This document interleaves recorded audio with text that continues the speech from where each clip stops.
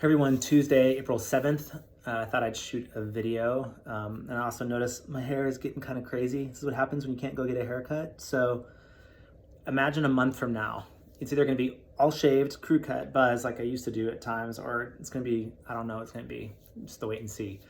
I've been thinking through a couple different concepts here the last couple of days that have been in my mind recently. And it has to do around this idea of space or spacing. And usually when I shoot a video, sometimes I think I might have some good answers or ideas that are helpful to people, and other times it's just me thinking out loud. That's how I process. And this is one where I'm kind of playing with some ideas, but I'm also thinking out loud, and I want you to kind of take what you want with it. But the first concept of space is this idea of liminal or liminality, liminal space. It can mean that space before something big happens, like on the verge of something new, like a breakthrough, like an invention or some new idea, right? The liminal space of like about to give birth to a baby, and then you enter this whole new space. It's a breakthrough, a whole new sense of reality. It could also mean just real space. So when I leave my office and drive home and enter into my house, I'm crossing, it's a liminal zone. I'm crossing into something new, right? Or doors are often represented as like a liminal space. When I leave a room and enter through a door, I'm entering a new space. Like I think of a church. I enter the thresholds of the door and walk into a synagogue, a sanctuary. It's a new space. It's something different happens, right?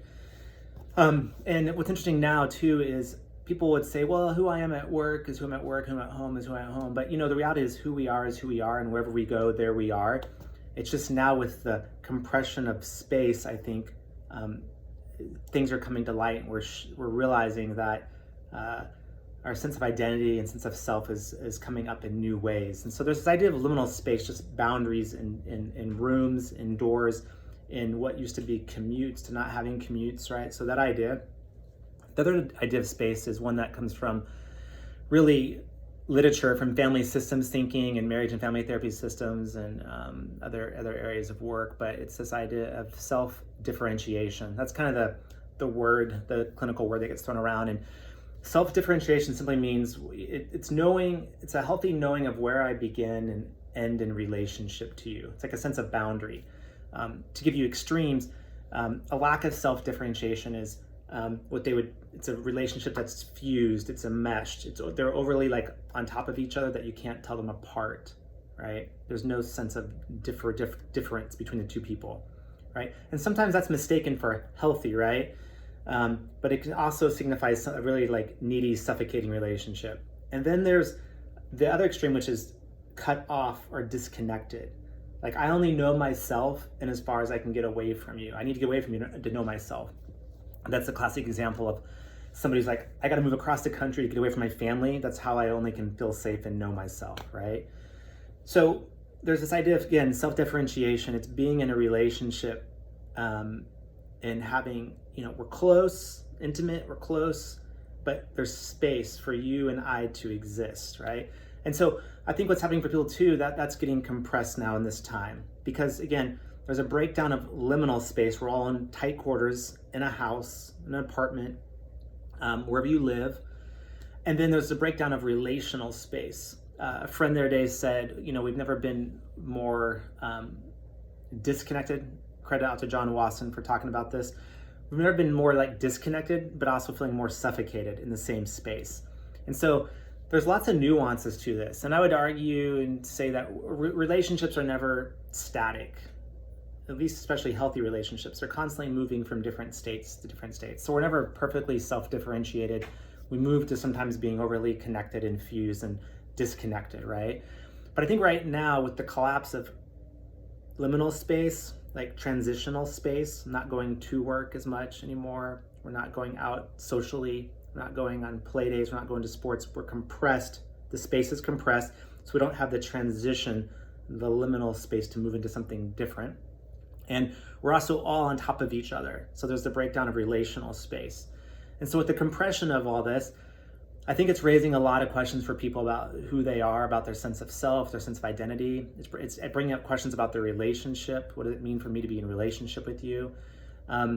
My mentor, Terry Hargrave, talks about that our sense of identity, our sense of self is informed by three things. It's informed by others, right? But it shouldn't be solely informed by others. If who I am is solely dependent upon you, right, or my spouse or my kids, that's not a healthy place to be. But it's also informed by what we believe about ourselves, those deep sense of knowing about who we are. And then it's informed, he would say, coming from a faith perspective by how God sees us, right? Or if you don't come from a faith perspective, it's knowing that there's this informed by a bigger sense of self. And for some people that might be, how do I fit into the world? Or what does it mean to me to be a global citizen? Or what does it mean for me to exist in this community, beyond myself, but not solely dependent upon relationships, but to fit into the bigger picture. And I think right now, because of the compression of space again in relationships, it's raising all kinds of questions about our sense of knowing of who we are, our sense of identity. It's raising questions of what it means for me to be in a relationship with you. Because again, if I know myself, one of the ways primarily through relationship with others, but that's being suffocated at times, it confuses our sense of who we are. Or if you're living alone, right, and you're not around other people, right, you're really isolated. It raises questions about who we are, sense of identity, because we're disconnected from others. And then all this pressure and stress, I think, does a deep confusion around our deeper sense of identity and knowing, right? And at the same time, too, with what's happening globally in the world, or it raises questions in terms of meaning and existential questions and spiritual stuff, it throws everything out of whack. And so again, I'm just thinking this out loud, but I think it's an important time, again, because with the compression of space, liminal space, and the compression of relational space, it primarily raises questions of identity. What does it mean for me to be me? What does it mean for me to be in relationship? What does it mean for me to, what's the meaning of the type of, I had a mentor who said, we're always asking these 4 questions over, or 3. What does it mean, like, who am I? What does it mean to be me? What does it mean to be loved? Like, so in relationship with people, what am I to do? Like vocational questions. And so I think all this compression is raising questions. And I'm talking about this today because I think it's important to listen to those questions and to think about those questions. I think some really important stuff about who we are and our sense of identity, our sense of self, how we're to show up in relationships after this, what kind of work we're to put ourselves towards, what kind of service we're to put ourselves towards, is going to be informed by this time, by what we're wrestling with. And so though it may feel suffocating at times, or it may feel like I need to get away from you, or I may need you to come closer, or it may feel like we're lacking the transitional space, I think these are important times, important questions to listen to. So how are you being shaped right now? What kind of questions are coming up in your own sense of identity about who you are, about your relationships, what you're to do with your energy and your time and your talents? And then as we're navigating all this too, it's important to think about, like, what kind of transitional spaces do I need, right? I think it's important to find some transitions and some space so you can reflect on these questions. So going for a walk, right? And then coming back into the house, or leaving and going maybe to an office if you're allowed to go to an office, and coming back. But all this is just kind of going on. It's stuff I'm thinking about. I'll probably dive into some deeper, more concrete details of it, but I'm exploring this out loud, the idea of compressed space, physical space, and then relational space, and what that's doing in terms of questions towards our identity and who we are, and our relationships, and the type of work and service we want to be about. So anyways, join me on this journey. It's an interesting time. Talk to you all later.